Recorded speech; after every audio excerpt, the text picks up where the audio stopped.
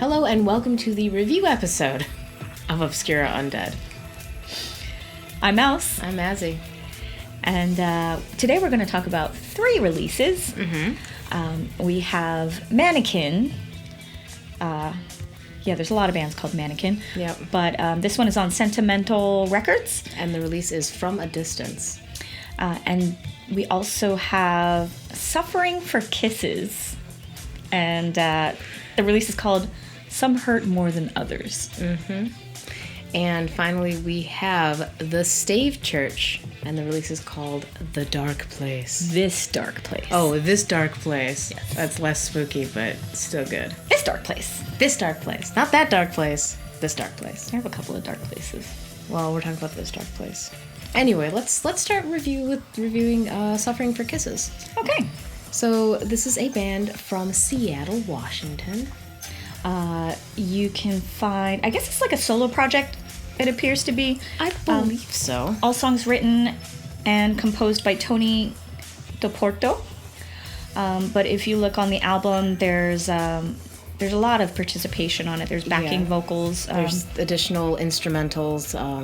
Voice and words are on a spoken word track in Which there. is straight up poetry. So a lot of people involved, but it seems to be all behind one guy. Yeah. So this album came out January 15th. Of this year. 6 tracks. I know most people would call it an EP, but I'm pretty sure this is an album. I consider 6 tracks and under an EP. 7 is when you get an album. 7 is when you add a remix to the end of your EP to make it an album. Oh my god. Stupid. All right, so starts off strong. The first song is called Done. And it was a very simple guitar melody, great tune, and he has strong, clear vocals. And Right. I think strong, clear vocals is a really good way to describe this EP. Because they're deep, and it definitely feels like a lot of it is the instrumentals are backing the vocals. Like the vocals are the main focus of all of the songs. Yeah, the vocals are are almost like pulled forward out of the songs, so that's what you hear the most. And first track, the lyrics are so fun.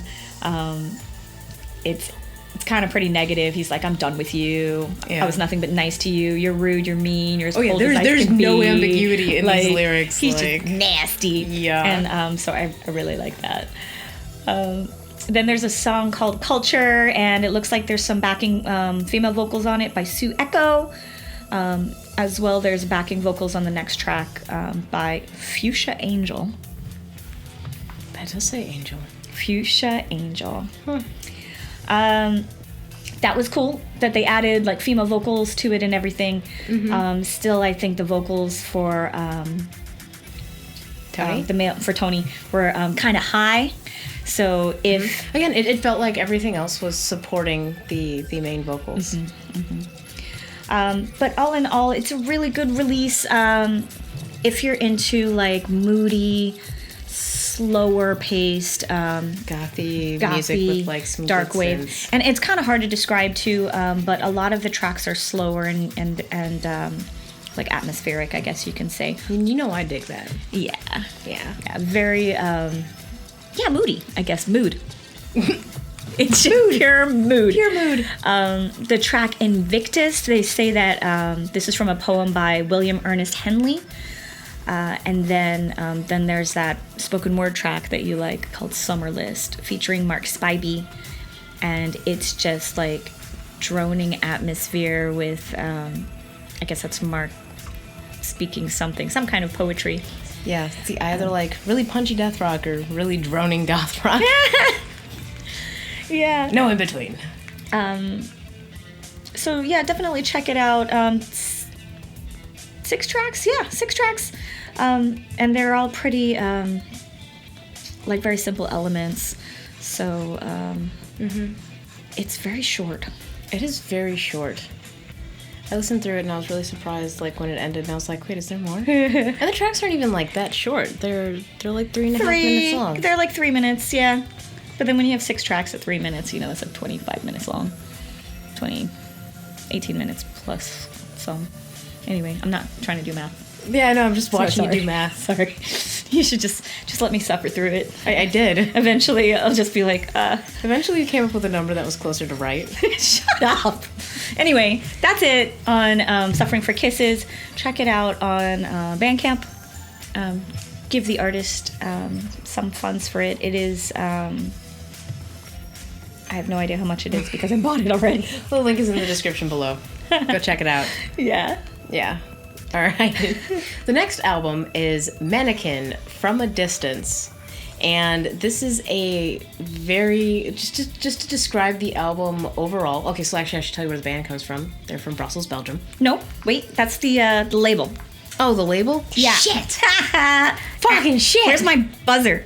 Yeah, the label is Brussels, Belgium, called Sentimental. But the band is from San Diego. San Diego? Really? Yeah. Damn. Cool. Yeah.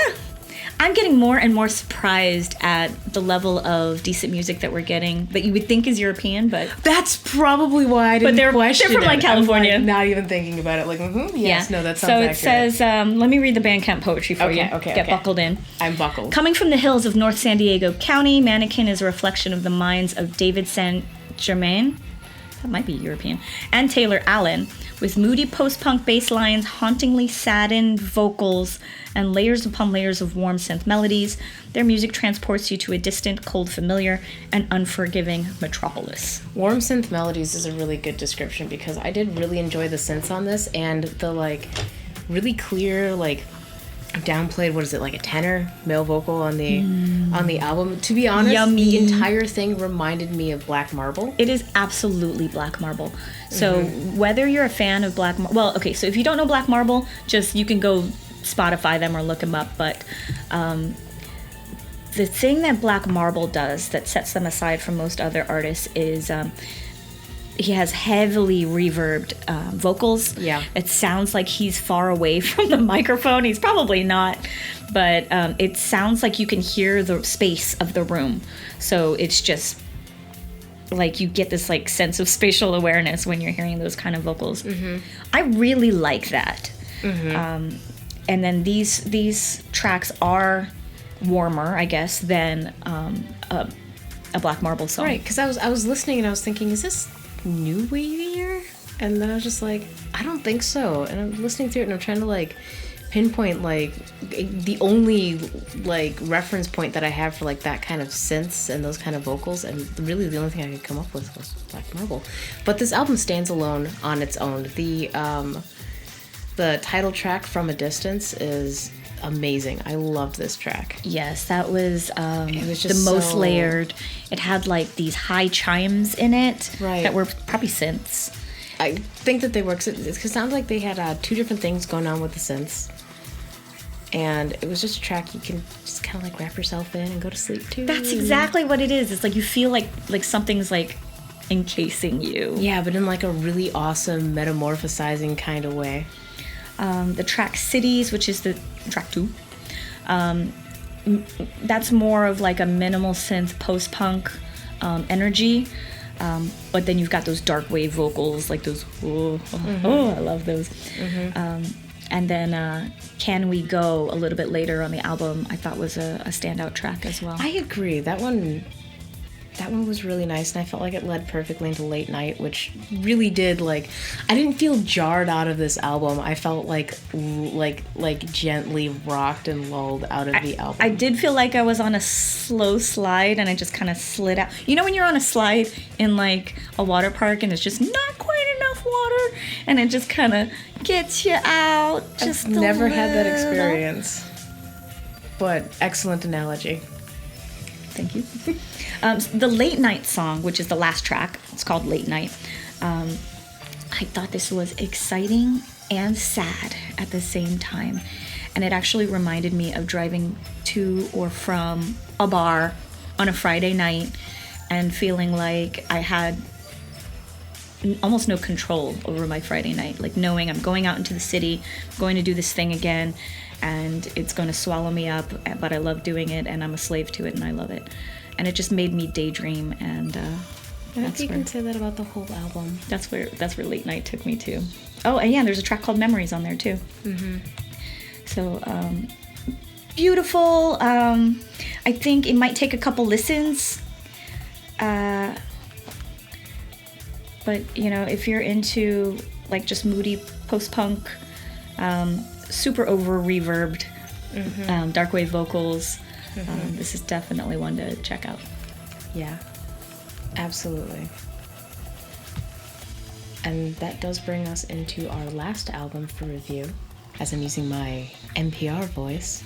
I know. Do you have to do it? How do they do it so softly, but it's still so loud? I think because they're like right up next to the mic. I'm not really sure, but anyway, the last album is the Stave Church, This Dark Place. And it is an album because they went back and added a 7th track to it. Oh my God, so you can't sneak up on us. So this album, when it came out, it wasn't... I swear it had only 6 tracks. No, you're right. Okay, so December 13th is when this album came out, and we got it, and it had 6 tracks on it, and now there's 7. Anyway. Sneaky. So this is a solo project from Houston, Texas. It is the brainchild of Bruce... Courtney. He's also the drummer for Nothing of Merit. Cool. But I did really, really enjoy this album. So the first thing I have to explain is yes. You will hear Bauhaus. You will hear Bauhaus. You will hear Bauhaus just like when you're listening to Mannequin, you hear Black Marble. Okay, so this, not just any Bauhaus, like super young Peter Murphy. Yeah, like really early Bauhaus. Yeah. Like cute, young, energetic Peter Murphy. And there were 2 tracks on this album that I really want to highlight. Under My Skin. Was the other one This Dark Place? No, Grind. Oh, okay. Those are so fucking catchy. You get under my skin, Okay, so Under My Skin starts and you're like, oh my God, yes! You know, so it's the era of like young Peter Murphy, and you could just imagine the singer like in a cage, like bouncing around, and fog, bats everywhere. Yeah, and lights and music video for The Hunger. Yeah. Still good stuff. Not an exact copy by any means. No, there's still a lot of individuality in the vocals. It's just... Well, until you get to Grind. So I had a lot to think about Grind. Like, I really do like songs that emulate what the song is actually about. So it sounds like a grind, like just the way that the tune is like plodding along. But listening to this, it sounds like the Bauhaus album, The Sky's Gone Out. Like there's some elements in there that are directly from there. Like there's a Exquisite Corpse on Sky's Gone Out. There's parts of it where like there's even coughing in the middle of the song, just like weirdly placed. That. He does that in Grind. He does that. I like that. It just starts off with like coughing. Like it sounds like you're actually in a smoky bar with him. Oh yeah. Like he's like that's how it actually sounds like you're in that space. But the lyrics too, day in, day out, the task remains the same old shit will surely make you go insane. That's Grind. That's me. Aw. I also really liked the floorboard, because it reminded me of like Dead Can Dance, and had these like spooky whispered like vocals. Whispery vocals and tribal, like a real tribal drums beat, like it had that Middle Eastern flavor that like is in like Dead Can Dance and shit. It was. I remembered even sending it to Libby, and I was like, what kind of instrument is this? Is this like an Indian instrument, or is it like a koto, or is like what's going on? It's drums. I don't know what she said. You don't even remember. She told me something. But I was like, yeah. The floorboard was so nice. And then there's a track, the title track, called This Dark Place, and it had everything. It had the piano and the drums. It was your trail mix of the album. It was a great closer. Well, I say okay. Look, this is how I know. In my notes before the 7th track appeared, I said good album closer. You can't just add a track.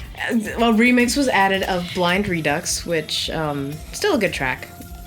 I didn't really care for the good track because I had already liked Blind Redux to begin with. Yeah. Blind Redux is a really good dark wave track. But going back to this dark place, the song, it's written like an epic, even though it's only like it's under 3 minutes long.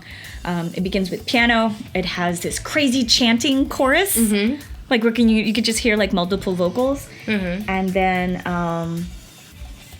there's like these cutting synths in it, and then it closes with piano.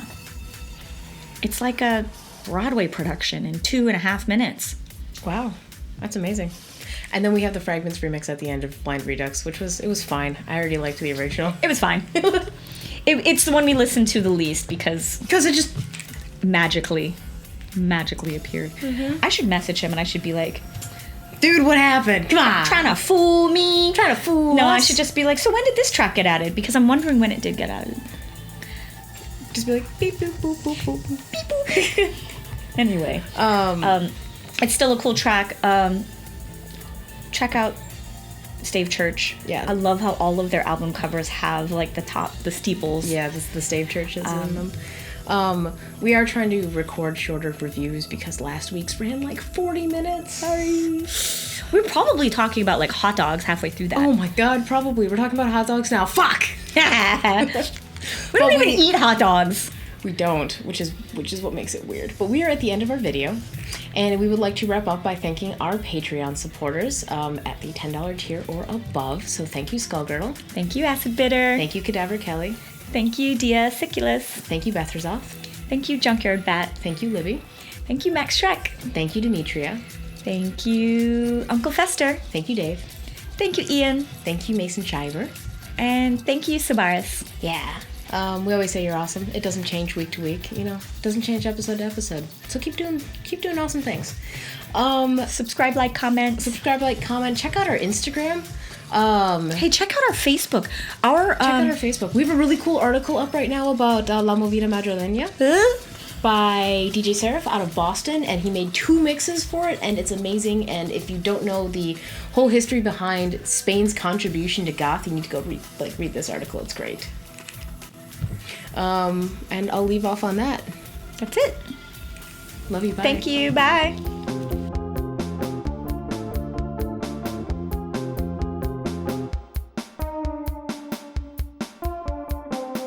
This is